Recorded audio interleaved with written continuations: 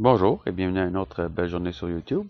Aujourd'hui, on va parler de racisme, puis d'intolérance culturelle et ethnique et même religieuse. Nous devons inciter au dialogue sur les différences culturelles et religieuses. C'est également la meilleure façon de nous instruire et d'instruire les gens sur les manipulations psychologiques dont ils sont victimes pour que l'élite arrive à ses objectifs de domination. Les Anglais, c'était probablement les premiers là, à avoir mis cette technique-là au point qu'on appelait Divide and Conquer, qui a été traduite par diviser pour mieux régner. L'élite dominante, autrefois les familles royales et les seigneurs, parvient beaucoup plus facilement à nous esclaver sous une constante stimulation à nous diviser.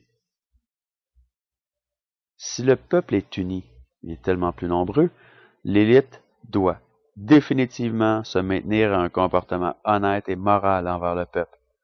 Parce qu'elle est très vulnérable, puis elle le sait. Rappelons-nous la Révolution française. Imaginons une partie de soccer où une équipe de 3 joueurs jouait contre une équipe de 25 joueurs. Nous nous attendons à un certain résultat évident. Mais imaginez que ces 3 joueurs réussissaient à diviser les 25 en 2 ou 3 groupes belliqueux envers les autres.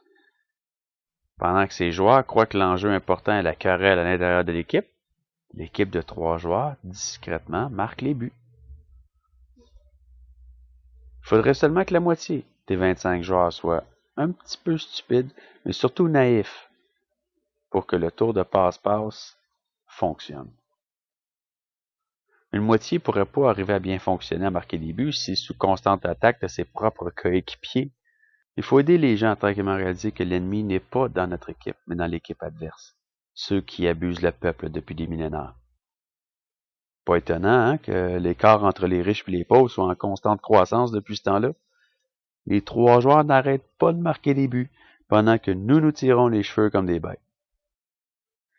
Imaginons même, maintenant, que ces 3 joueurs-là, alors que la partie est assurément gagnée, décidaient de commencer à nous vendre des armes pour s'enrichir un peu plus.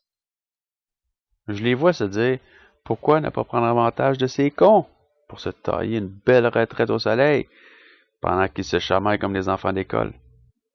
Ils n'auraient même pas de remords devant tous les cadavres.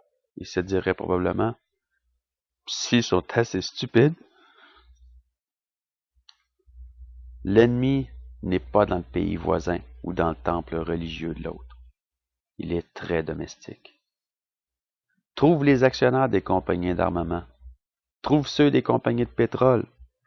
Trouve les politiciens qui soulèvent les enjeux ethniques et culturels, qui sauront nous diviser. Puis les actionnaires des grands médias qui distribuent leurs messages. Puis quand tu vois que tout ce beau monde-là sont tous les mêmes, puis qu'en plus, ils sont les actionnaires des grandes banques qui financent tout ce bordel avec des taux d'intérêt faramineux, ben là, tu commences à comprendre à quel point on se fait rouler. Plus les gens ont le sang chaud, comme les Méditerranéens, par exemple, les Français, les Portugais, les Italiens, etc., puis plus c'est facile. Parce qu'une fois en colère, on est aveuglé. Un père en colère n'hésiterait pas à tuer le violeur de sa fille parce qu'il est aveuglé. Il va finir par moisir le reste de sa vie en prison. Réveillons-nous une fois pour toutes, puis unissons-nous avant de nous retrouver à devoir travailler 40 heures semaine et 50 semaines par année seulement pour avoir un toit et de quoi manger comme des esclaves. Merde, j'oubliais. Nous sommes déjà des esclaves. Et ce, parce que nous avons oublié que l'objectif de la partie, c'est de mettre le ballon dans le but en équipe.